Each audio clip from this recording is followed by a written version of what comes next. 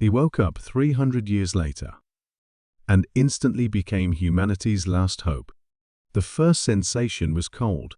Not the bitter cold of winter, but the deep, bone-penetrating chill that came from 3 centuries of artificial slumber. Dr. Marcus Chen's eyes fluttered open to find himself staring at a ceiling that should have been white, but was now stained yellow with age. The cryopod's status lights blinked weakly, their once bright blue glow, now a sickly amber. Something was wrong. Terribly wrong. Marcus forced his stiff limbs to move, his muscles protesting, after 300 years of inactivity.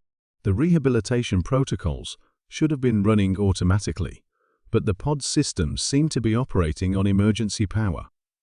As his vision cleared, he noticed cracks spiderwebbing across the reinforced glass of his chamber. The facility around him was in ruins.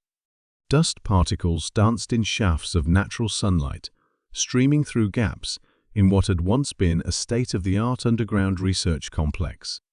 The other cryopods, dozens of them, that had contained Earth's brightest minds, lay dark and silent. Emergency lighting cast eerie shadows across broken equipment and scattered debris. Marcus struggled to sit up, his enhanced neural implants slowly coming online. The last thing he remembered was the emergency meeting in 2025. The asteroid designated 2025 FH was on a collision course with Earth, its unusual composition making it impossible to deflect with conventional methods.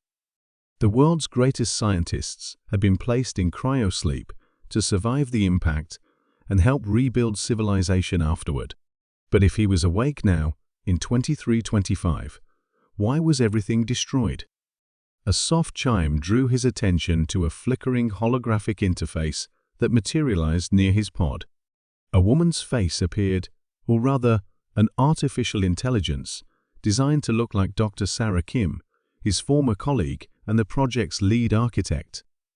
"Marcus," the AI said, its voice distorted by damaged speakers, "if you're seeing this message, then the primary colony has failed.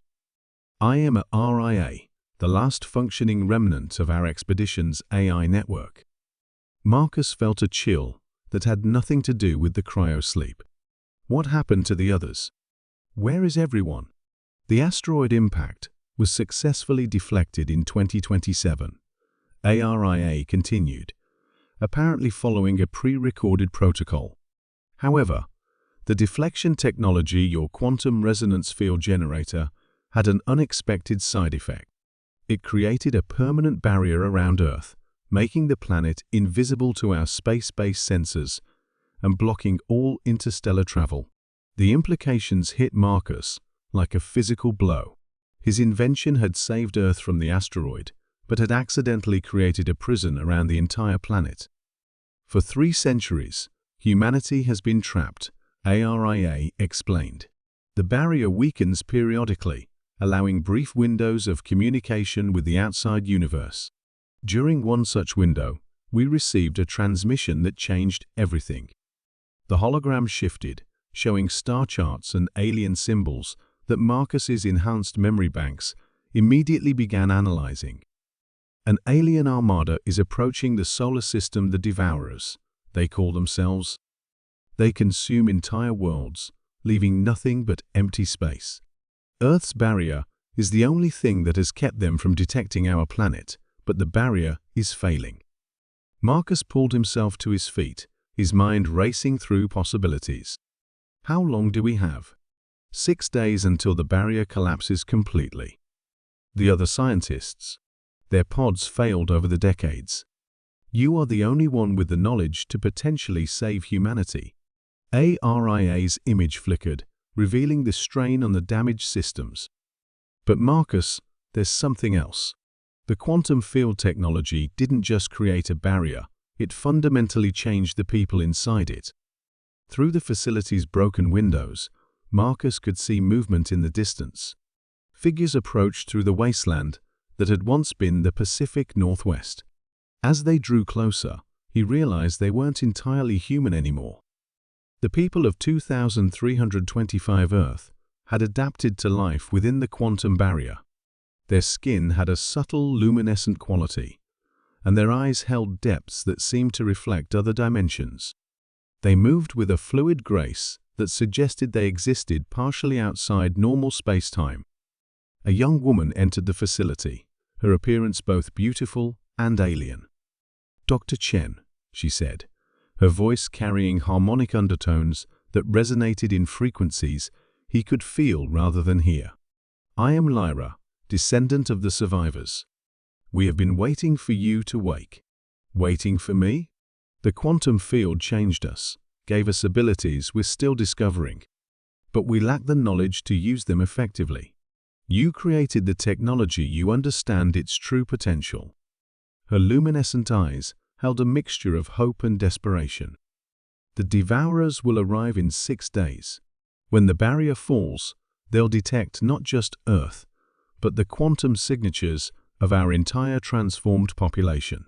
We won't just be consumed, we'll be studied, experimented on, turned into weapons." Marcus looked around at the ruins of his old laboratory, his mind already working through calculations and possibilities. 3 centuries of evolution within a quantum field had created something unprecedented, a human population with latent dimensional abilities that could theoretically be weaponized.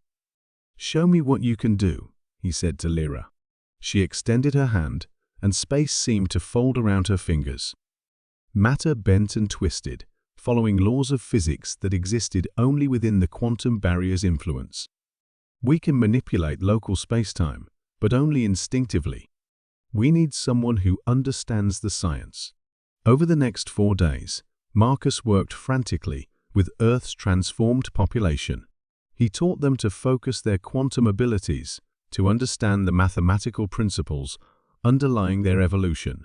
Together, they developed something unprecedented, a collective consciousness capable of manipulating the fundamental forces of reality on a planetary scale. When the Devourer fleet arrived, expecting to find a primitive world ripe for consumption, they instead encountered a planet that refused to exist according to their understanding of physics. Earth's population, working as a unified quantum entity under Marcus's guidance, turned their world into a weapon that existed in multiple dimensions simultaneously. The alien fleet found themselves facing an enemy that could rewrite the laws of causality itself. Ships that fired on Earth discovered their weapons had never existed. Planets the Devourers had consumed were suddenly restored, pulled back from quantum destruction by a civilization that had learned to treat reality as a suggestion rather than a law. As the last Devourer vessel fled into deep space, carrying tales of the impossible world that had broken their ancient pattern of conquest, Marcus stood with Lyra on the observation deck of their rebuilt research facility. 300 years ago, I thought I was saving Earth from an asteroid, he mused. I never imagined I was preparing humanity for a war against the fundamental nature of existence itself. Lyra smiled, her luminescent features reflecting the light of stars that were now accessible again as Earth's barrier transformed from a prison into a gateway. Sometimes, the greatest hope comes from the most unexpected places. You didn't just save humanity, Marcus, you gave us the power to save the universe. In the distance, Earth's quantum field pulsed with new purpose. No longer a barrier but a beacon, announcing to the cosmos that some species were too stubborn to accept the limitations of reality.